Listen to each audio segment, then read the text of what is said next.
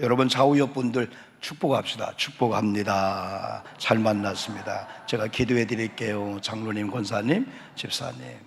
한 번 더 합시다. 제가 기도하고 있어요. 시작. 제가 기도하고 있어요. 기도해 드릴게요. 네. 우리 구원받은 믿음의 사람들은 일거수일투족을 하나님이 다 보시고 또 성령님이 함께 하세요. 그래서 우리가 말 한마디 한마디도 땅에 떨어지지 않고 하나님이 들으시고, 두 번째는 누가 듣냐? 마귀가 들어요. 벌써 목사님이 장로님들 위해서 기도하겠습니다 한 마귀가 뻘뻘 떨게 되는 거예요. 권사님이 집사님을 향하여 서로. 그래서 우리가 이렇게 예배 전후에 가정도 마찬가지예요. 우리가 빈말이라는 말을 하면 이상하지만은 빈말일지라도 우리가 말을 주님의 이름으로 하면은 우리 하나님이 들으시고, 우리는 축복이죠. 축복. 복을 비는 거예요. 평안을 비는 거예요. 행복을 비는 거예요. 우리는 복의 주체가 안 돼요. 복의 근원, 복의 주체는 하나님이시기 때문에, 다만 저와 여러분이 우리 축복할 때 하나님이 들으시고 직접 복을 주시게 될 줄 믿습니다. 그래서 우리가 이 고백이 필요하게 된 거예요. 예배 전후에. 여러분, 우리가 계절적으로 사계절에서 봄을 우리가 이제 보내고, 또 우리가 여름을 보내고 이제 가을을 맞이했습니다. 여러분, 올 가을에는 경건의 삶을 삽시다. 이 주제를 가지고 고민하며 말씀을 전하는데요. 여러분, 가을 하면은 여러분 뭐가 생각나실까요? 가을 하면 딱 떠오르는 게 여러분 있을 거예요. 많은 추억도 있고 많이 있습니다. 아무래도 대한민국의 사계절 중에 이 가을은 참 아름답습니다. 그래서 가을을 뭐라 하죠? 천고마비. 이건 뭐예요? 하늘은 높고 사람은 마비된다. 그게 아니죠? 말 맞자 살찌다 빈 것 같아요. 그러니까 하늘은 높고 말은 살을 찐다. 확실히 사진을 찍으면은 구름이 잘 나와요 지금. 그리고 하늘이 먼 것처럼 아주 파란 하늘. 물론 우리가 뉴질랜드나 호주나 저 구라파나 아프리카 이런 정글 가면은 밤에 별이 쏟아지는 것 같은 그런 느낌을 하고, 하늘이 와 닿는 것 같은 진짜 아름다운 그걸 경험하는데, 그래도 대한민국의 이 밤하늘이나 대한민국의 이 맑은 하늘은 진짜 공활하고 정말 아름다워요. 그래서 많은 우리의 옛 선배들이, 어른들이 가을은 천고마비다. 하늘은 높아지고 이제 말은 살찌는 계절이다. 그러면서 또 옛날 어른들이 가을 하면은, 우리 학생들도 왔는데, 가을 하면 뭐뭐의 계절이다? 그렇죠. 독서의 계절이다. 독서의 계절이다. 여러분, 가을에 책 몇 권씩 좀 읽으면 좋겠어요. 이렇게 우리가 인문학 책이라든지 우리가 아는 분야가 아닌 것도 한번 읽으면 좋겠어요. 또 한 가지, 이 가을 하면은 우리는 준비하는 계절이다. 가을이 지나면 뭐가 오죠? 겨울이 와요. 겨울은 혹독할 수가 있어요. 겨울은 심지도 못하고 거두지 못할 수 있어요. 지금은 뭐 AI 공법으로 지금은 뭐 비닐하우스를 통해서 뭐 여름, 겨울, 가을 없지만은 우리가 느끼는 그걸. 그러면 영적인 사람들은 이런 계절 감각을 분명히 갖고 이걸 영적 가을이 있음을 한번 우리가 표현해 보는 거예요. 아, 영적으로 봄이 있구나. 여러분, 인생도 사계가 다 있잖아요. 이렇게 젊을 때 봄, 또 청소년, 중고등부, 청년들 여름, 이젠 작년, 이제는 중년, 이제 노년기, 다 계절이 여러분 있잖아요. 이 영적으로도 가을 하면은 아, 영적인 가을이 있구나. 그럼 계절적인 가을을 우리가 잘 알듯이, 아, 영적인 가을을 잘 알면은 우리에게 언젠가 인생의 겨울이 오는 거예요. 인생의 겨울은 혹독합니다.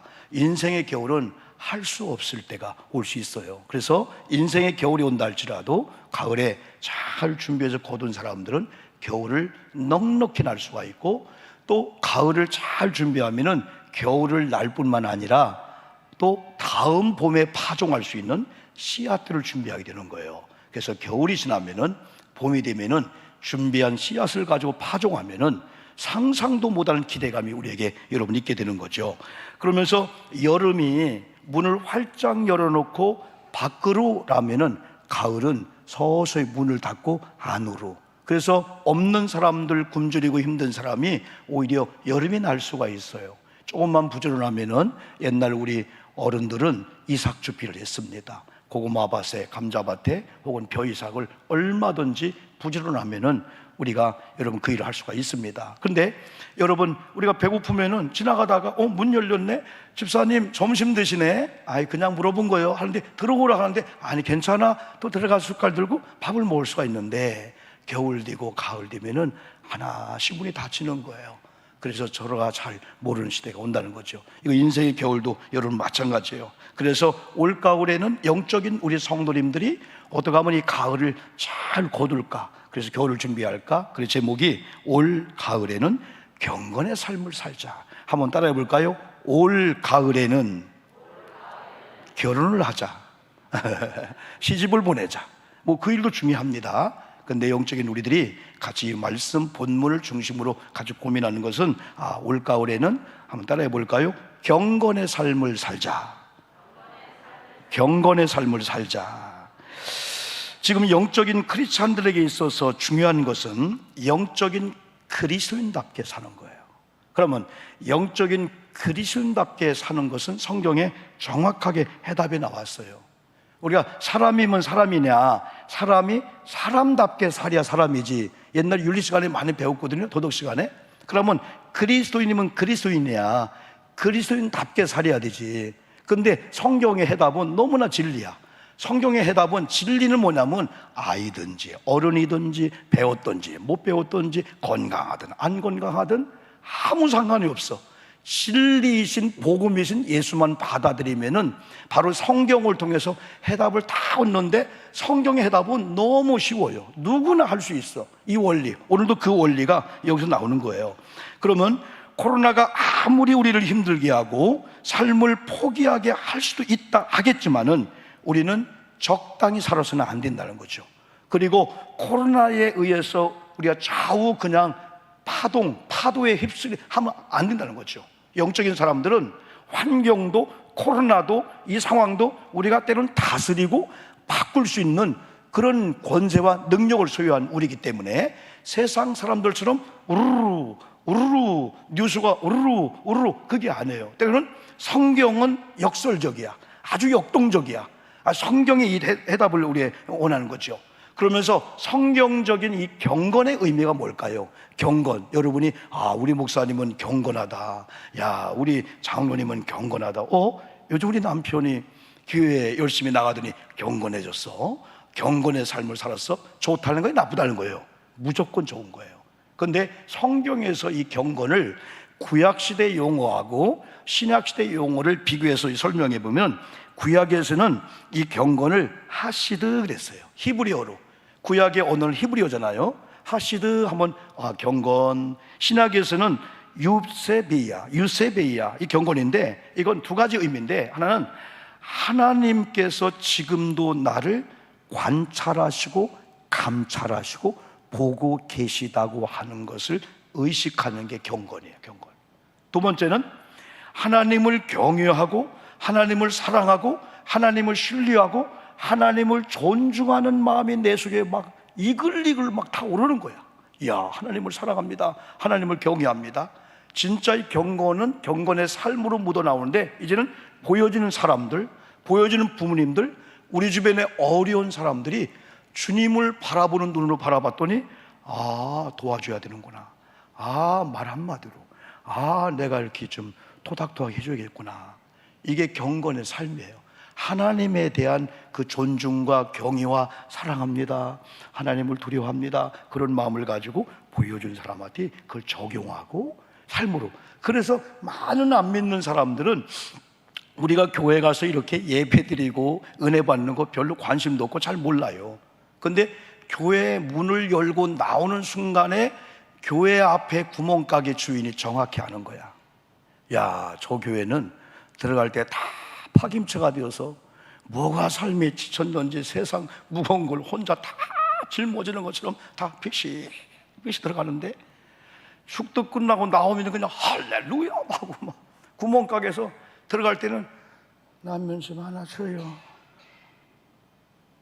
축도하고 나와서는 라면 줘요. 얼마요? 500원 팁. 아니, 저 교회는 들어갈 때는 다 파김치 들어가는데 나올 때는 뭐요? 하나님 믿는 사람 저런가 보다. 근데 만약에 우리 교회가 막 기대하고 신나게 왔어. 아줌마 라면 줘요. 얼마? 나올 때는 아줌마 라면 좀 줘. 아니 저 교회는 갖다만 오면 파김치가 되고 다 시무룩하고 다 쓰러질 지경이네. 안 믿는 사람이 그걸 보고 보이지 않는 하나님을 믿는 사람들은 저런 삶으로 나오는구나. 그게 바른 성경적인 경건을 아는 분들이 실제 삶에 가서 경건의 삶으로 묻어 나오는 거예요. 그러니까 예수를 안 믿는 연세 드신 분들도 목사님, 장로님, 우리 며느라이 좀 교회 좀 나가게 좀 제발 좀 해주세요. 왜? 교회 가면은 효도하는 걸 배우니까. 그게 다 안 믿어도 교회 갔다 오니까 어떤 며느리가 부모님을 잘 섬긴대, 뭐 관계가 좋대, 이거 나타나는 걸 안 믿는 사람 보기를 원하는 거예요.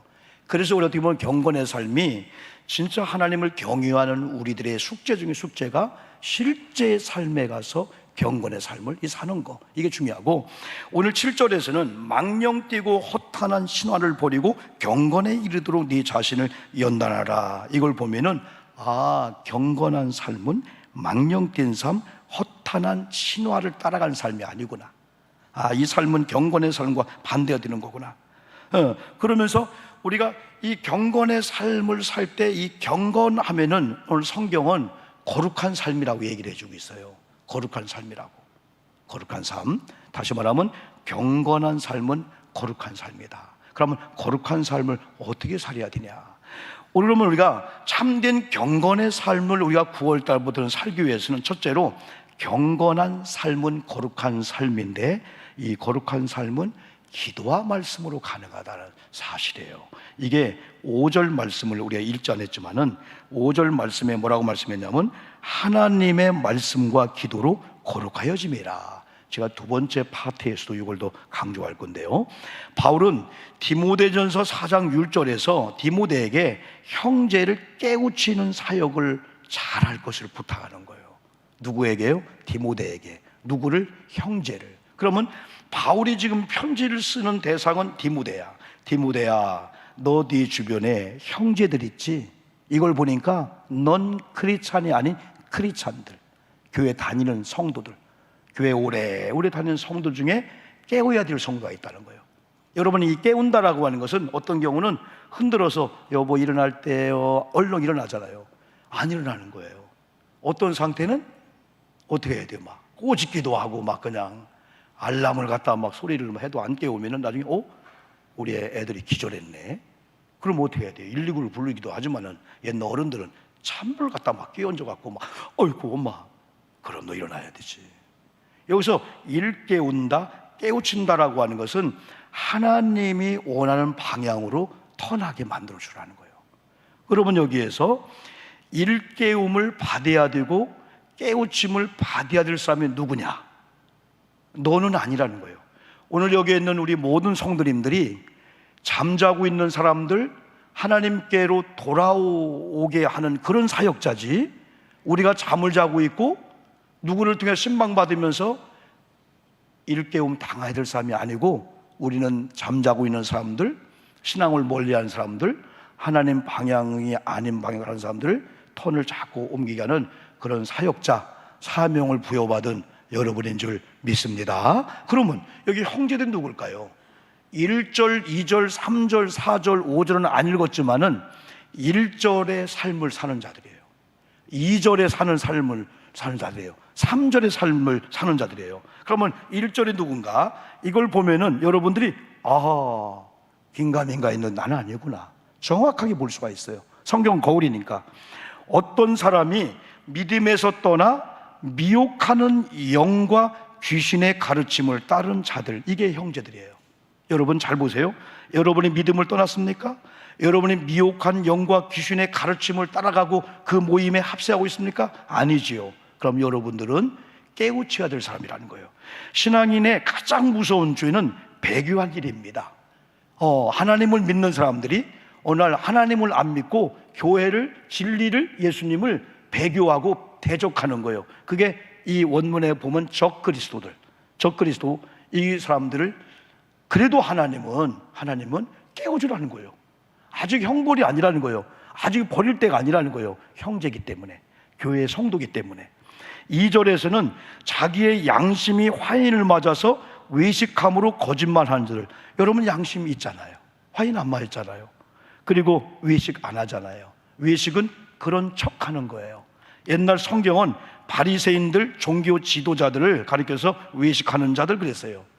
우리 기독교인들은 최소한도 세상에 마지노선은 그래도 양심껏 해야 되지. 누구도 모르지만은 도덕과 윤리의 기준 중에서 양심껏 해야 되지. 그래서 우리는 그 양심과 세상의 도덕과 윤리의 기준을 훨씬 더 뛰어넘은 하나님의 시야에서 하나님의 관점에 사는 우리이기 때문에 우리는 도덕과 윤리적으로 살려고 노력 안 해도 하나님 기준에 거룩하고 경건한 삶을 살면은 세상 사람의 잣대, 이야 저분은 도덕적으로, 이야 저 관계는 윤리적, 너무나 깨끗하네, 아 선한 사람이네, 인정받을 수 있다는 거예요. 그런데 오늘 이 성경을 보니까 양심의 화인을 맞은 사람이 있다는 거예요. 최소한도 우리는 낮에 이렇게 저렇게 하다가 밤에 딱 샤워하고 딱 잠자리에 누려긴, 아이고야 내가 실수했구나, 아 내가 오해했구나, 내가 그걸 못 봤구나. 왜? 양심이 있으니까. 그런데 양심이 화인 맞고 양심이 마비가 되면은 잘못해도 하나님 반대길 가도 누군가가 일깨워도 안 들려와요. 그러니까 우리 주변에 뉴스를 통해서 저렇게 악한 사람 있나, 전자팔찌를 끊고 2명 원래는 대상에 딴 사람이었대, 3번째가 있었다는 거예요. 그러고도 잘못했습니다가 아니고 아직도 사회적인 뭐가 있는지, 아 마음속에 이런 걸 볼 때 야 저분들이 양심이 있나. 그래서 세상에는 기본적으로 모든 정치인들, 경제 모든 사람들이 그 양심이 있기 때문에 도덕 윤리가 다 이게 맞춰가고 있는 거거든요. 그런데 성경은 양심이 화인을 맞았다는 거예요. 마귀의 불화살에 맞아가지고 하나님의 말씀이 들려와도 성도의 권면도 해도 하나 이 마음이 움직이지 않는 이런 상태. 양심이 마비되면은 외식적인 삶을 살게 되죠. 하나님을 의식하고 살아야 하는데 사람들을 의식하고 살게 됩니다. 그들 속에는 하나님도 예수님도 성령님도 없습니다. 오로지 자신 그리고 사람입니다. 진실함과는 거리가 멉니다. 거짓말을 합니다. 자신들뿐 아니라 주변 사람들 모두를 끌어들여 함께 거짓말 자기가 되게 합니다. 신약의 이 원문 추석들을 보니까 실제 그 시대 적 그리스도인들, 배교한 자들이 교회를 떠난 게 아니고 교회 안에서 이런 일을 했다는 거예요. 그래서 바울이 디모데에게 너 목회할 때 이거 알아야 돼. 그런 사람 안 깨우면은 큰일 난다. 더 나아가서는 3절에 보니까 그들은 결혼하지 마, 먹는 문제를 가지고 금욕을 주장하면서 음식물을 가지고 율법적인 사고를 가지고 사람들을 정죄하고 교회 이 안에서 사람들을 이렇게 자유롭지 못하게 한다는 거죠. 먹는 거, 그죠? 네, 먹는 거. 어제 제가 이제 6층에서 예배를 준비하고 있는데 우리 두 손주가 왔어요. 그러면서 지들끼리 막 놀다가 형아 유치원에 친구가 그러는데 어부 아저씨는 나쁜 아저씨래. 어부 아저씨는. 제 아내도 듣고 있는 거예요. 근데 그 얘기를 듣고 난 다음에 그럼 은결아 광부 아저씨는 어때? 애들이 문경에 가서 마지막 그 광부 그 투어를 하면서 애들이 울기도 하고 옛날 석탄 캐는 거 잘 해놨더라고요. 그렇기 때문에 물어봤더니 좋은 아저씨지 그러는 거예요. 그러면 농부는 아저씨는 좋은 아저씨 왜? 이런 곡식들을 갖고 와서 우리 밥 먹게 하잖아. 근데 왜 어부는 나빠? 했더니 유치원 아이들이 예쁜 물고기, 어항에 있는 물고기는 아니잖아요. 이런 물고기를 잡아서 죽여서 사람을 먹게 하는 아저씨 때문에 나쁘다는 거야. 설명을 어떻게 해야 될까요? 오늘 성경은 이렇게 말씀했어요. 4절에서 하나님께서 지으신 모든 것이 선함에 감사함으로 받으면 버릴 것이 없나니 하면서 하나님의 말씀과 기도로 거룩하여집니다 할 때 외식하는 자들 1절, 2절, 3절에 잡힌 자들은 거룩에 관심이 없어요. 이렇게 율법적인 잣대를 가지고 겉으로 보여지는 거, 너 그거 왜 먹었어? 여러분 고린도전서 8장에 가면은 음식물 때문에 특별히 제사 음식 먹는 것 때문에 언쟁이 벌어졌잖아요. 그때 바울이 이렇게 해결합니다. 나도 먹는다. 그러나 나도 안 먹는다. 왜? 내가 먹어도 자유하지만은 내가 먹는 걸 통해서 믿음이 약한 자가 실족하면은 그것 때문에 안 먹는다 그랬죠? 그러나 지금 여러분들이 제사 음식을 먹는다고 정죄한 여러분들 어떤 상태입니까? 어제 그저께 일주일 동안에 쉽게 말하면 돼지고기 드셨어요? 먹었다는 거예요. 어디서 먹었습니까? 제사 음식이 아닙니다. 정육관에서, 오늘 말하면 푸주관에서 사다 먹었습니다. 그게 바로 우상 제물이었다는 거예요. 그게 제사의 음식이었다는 거예요. 왜? 그 당시는 제사가 너무나 성행했잖아요. 소나 염소의 향을 잡았잖아. 그러니까 다 자기가 처치 못하고 정육점에 파는 거야. 결국은 다른 사람이 제사 드린 걸 자기를 먹으면서 나는 제사 음식 안 먹어. 그걸 전국을 찌르잖아요. 그거 갖고 죄를 짓지 말라는 거예요. 그래서 하나님께서 이렇게 선하게 한 모든 꽃들을 누리는 거예요. 그렇죠? 이 음식물들, 때를 먹는 거. 애완견을 그리 하지는 않잖아요. 그렇죠? 여러분 어쨌든 그들은 다시 말하면 바울이 디모데에게 저들의 관심은 다 저거야. 뭐 먹는 거, 이런 거, 뭐 율법에 어떻대, 안식일을 지켰다, 뭐 어떻대. 근데 주님이 화제를 바꿔서 거룩성을 얘기하잖아요. 우리의 관심은 거룩성에 관심을 두고 그걸 경건의 삶으로 묻어내가고 경건의 삶을 살아야 된다. 그걸 여기서 강조하는 거죠. 그러면서 두 번째가 예수 그리스도의 좋은 일꾼의 자리에 있을 때 경건의 삶이 가능한데요. 6절에서는 이렇게 말씀했습니다. 네가 이것으로 형제를 깨우치면, 이건 5절의 말씀입니다. 그리스도의 예수의 좋은 일꾼이 되어 믿음의 말씀과 네가 따르는 좋은 교훈으로 양육을 받으리라 했을 때 형제를 깨우치기 위해서는 우리가 경건의 삶을 살아야 돼요. 이 경건의 삶을 살게 되면 예수의 좋은 일꾼이 되고, 일꾼이 되면은 그때부터 말씀을 믿음으로 잘 받아들여요. 그러면서 말씀이 주는 교훈을 따라서 순종하며 살기 때문에 양육되고 훈련을 받아가지고 훌륭한 크리스찬이 되게 되는 거예요. 그래서 여기서 강조하는 것은 다시 여러분 5절로 돌아오야 돼요. 6절에서 이것으로 형제를 깨우치면 했을 때 저렇게 1절과 2절에 관심을 가지고 교회 안에 살고 있는 저들에게 거룩성과 경건한 삶에 관심을 갖기 위해서는 기도와 말씀으로 거룩해짐을 알려줘야 된다는 거예요. 그러려면 먼저는 디모데야, 네가 거룩성을 회복해야 돼. 네가 경건이 뭔가를 알고 경건의 삶을 살아야 돼. 그래야만이 얘기할 때 들린다는 거예요. 이번 금요 심야 기도회가 바로 그거예요. 우리가 먼저 일깨우고 지혜를 얻고 우리가 먼저 경험하고 내가 먼저 체험하고 내가 먼저 은혜를 받아야만이 그때 SNS, 카톡, 전화를 통해서 직접 만나서 아이들아 주일 예배 드려야 되지? 예배 드려야, 그때 그게 말 영적 펀치가 생긴다는 거예요. 권세 있는 말이 되긴다는 거죠. 우리가 그렇지 않으면은 목사님도 안 살면서요, 목사님이나 경건의 삶을 살지요, 안 먹힌다는 거죠. 오늘도 디모데야, 네가 형제를 일깨우기 위해서는 네가 기도로 말씀으로 무장해야 돼. 네가 거룩성을 회복해야 돼. 네가 경건한 삶을 살아야 돼. 우리 아멘 합시다. 네가 거룩성을 회복해야 돼. 아멘. 네가 경건한 삶을 살아야 돼. 그러면 뒤에 가서 네가 연소할지라도, 네가 나이가 적은 가운데 나이가 많은 사람들과 목회한다 할지라도 연소함으로 인해서 네 권위가 무너지지 않는다는 거예요. 기도로 말씀으로 네가 거룩성을 회복하고 권위를 찾으라는 거예요. 그리고 경건한 삶을 살아라. 그때 가서 그 형제를 일깨우면 1절에 있는 자가 하나님 앞에 무릎을 꿇고 내가 양심의 화인을 맞았고 내가 이런 죄를 범했나이다. 내가 하나님의 길을 떠났나이다. 내가 믿음을 떠나 미혹하는 영과 귀신의 가르침을 따르는 제자가 되었습니다. 주님의 제자가 되어 돌아온다, 이 말씀이죠. 그래서 9월을 한 달 동안은요, 우리가 우선 먼저 우리가 이런 십자가를 가까이 하자는 거예요. 십자가 하면은 우리는 이미 알아요. 십자가 하면은 십자가에 달리신 예수님이 주님께서 부활하심을 믿기 때문에 빈 십자가를 보면서 나 때문에 십자가 달리셨네, 인류 구원을 위해서. 그리고 주님 부활했네, 그걸 보는 거예요. 마르틴 부부가 그랬어요. 왜 외양간에 가서 예수를 보지 않고 말구유만 보고 오냐 이거예요.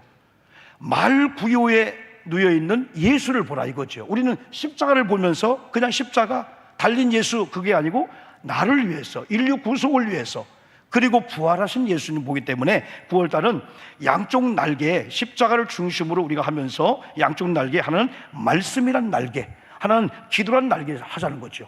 그래서 우리가 1차, 2차, 이제 3차에 이어서 90일 성경 통독 정독을 우리 한번 하자. 왜? 사람은 자신들이 어떤 룰을 정하고 하지만은 잘 안 돼요. 그러나 어떤 조직이나 어떤 룰이나 어떤 단체에 들어오면은요, 해야 되는데 잊었네? 2번 해야 되겠네? 3번. 그래 되게 되는 거예요. 그래서 1년에 우리가 적어도 성경 한 번을 읽기 위해서는 우리가 하루에 석 장 성경을 읽고 주일날 5장을 읽으면 꼭 1독을 하게 됩니다. 근데 우리는 적어도 1년에 하면 3독은 하자. 3독. 이게 쉬운 것 같으면서 중요하고, 이게 한 분들이 어떤 자신감이 온 줄 아십니까? 야, 내가 90일 동안 성경 1독을 했네? 기적 같은 그런 걸 받은 사람 많아요. 왜? 30년 동안 신앙생활해도 정식으로 1독 못한 분이 엄청나게 많거든요. 그래서 이번에는 한번 올가을에는 독서의 계절이듯이 성경을 읽고 성경을 듣고, 그리고 그 말씀대로 그냥 액면 그대로 내 삶에 경건의 삶으로 나가자. 그게 실천한다는 거죠. 말씀대로 살자는 거죠. 말씀이 좌하면 나도 좌하고, 우하면 우하고, 말씀이 유턴시키면 유하는 거고, 말씀이 스톱하면 나도 스톱하면서 이제는 내 의지와 식견과 내 방법대로 신앙생활, 사업, 직장을 움직이는 게 아니고 말씀을 앞세우면서 말씀이 인도한 대로 가자. 그러기 위해서는 말씀을 읽어야 되고 말씀을 드려야 되고, 지켜 행하는 자가 복이 있다라고 하는 계시록 1장 3절, 이 복을 한번 받자는 거죠. 그러면서 한쪽 날개는 기도인데, 다니엘이 6장 10절에서 바벨론 포로 생활 속에서 다니엘의 다니엘의 이 위대한 이 기도는요, 위급한 상황 속에서 잡혀갈 수 있는 상황에서 창문을 열어놓고 공개적으로 3번씩 기도하는 거예요. 하루에 3번씩. 그래서 우리는 다니엘 기도의 그 응답을 알고 있잖아요. 지금 나라가, 우리 교회가, 가정이, 여러분의 직장, 사업장이 어떤 상황일지 우리는 정확하게 보고 있는데, 이대로 그냥 스톱하면 안 되잖아요. 이대로 무너지면 안 되잖아요. 뭔가 찬란한 영광, 야, 그 고난과 고통의 과정을 우리가 믿음을 이겼더니, 야, 우리 가정도, 우리 남편에게도, 우리 직장도, 우리 교회에게도, 야, 상상 못할 그 이상의 이런 복이와 이런 복 받기를 주님의 이름으로 축복합니다. 그건 경건의 삶에서 가능하다는 거죠. 기도로, 말씀으로 한번 무장하자는 거죠.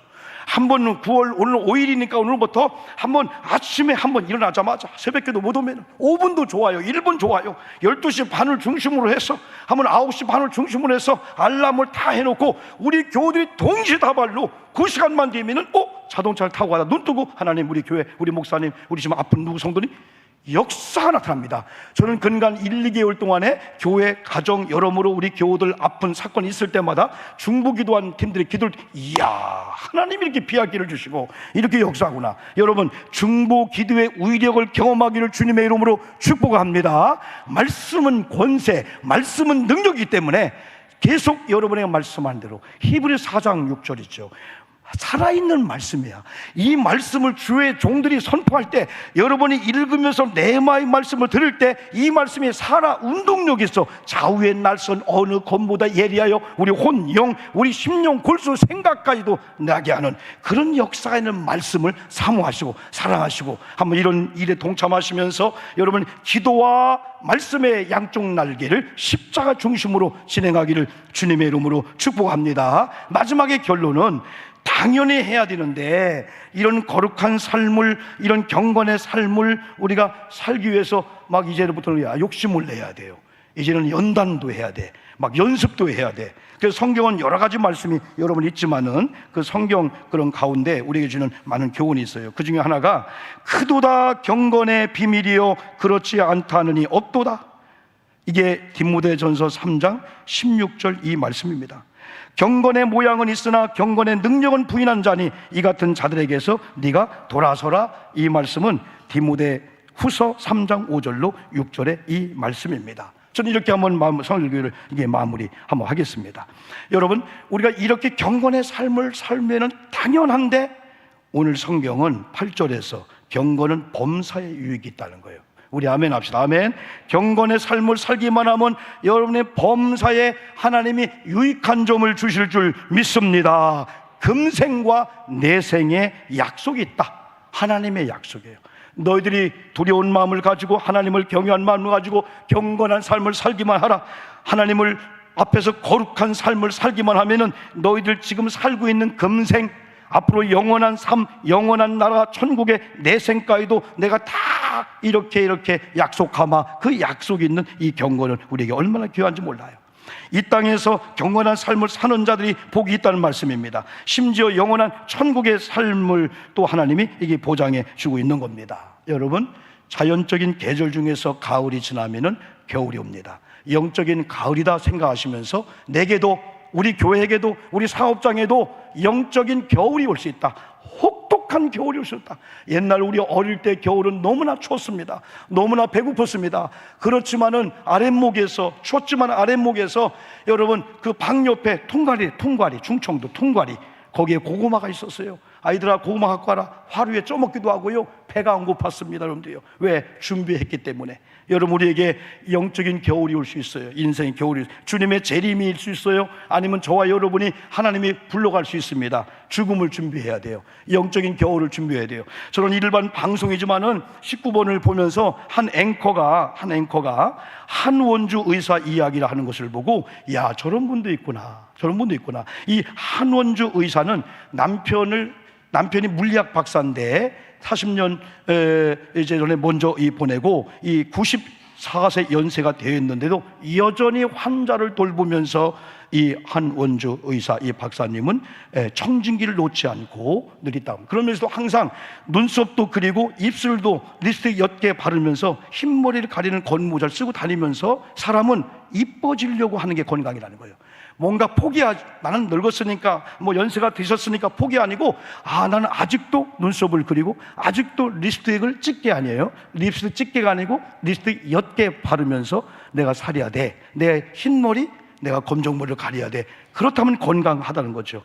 그는 항일 운동으로 옥군을 지은 아버지의 딸로서 물리학 학자 남편을 40년 전 앞세운 뒤 10년 의료 봉사하다가 아예 병원문을 닫고 무료 진료에 들어갔답니다. 그래서 82세부터는 남양주의 요양병원과 종신 계약을 맺고 의료진의 사명을 다해왔답니다. 그러면서 할 수 있을 때까지 일하다 하나님께서 어느 날 부르시면 언제든 내 갑니다 하고 달려갈 준비를 이 의사께서는 했다고 합니다.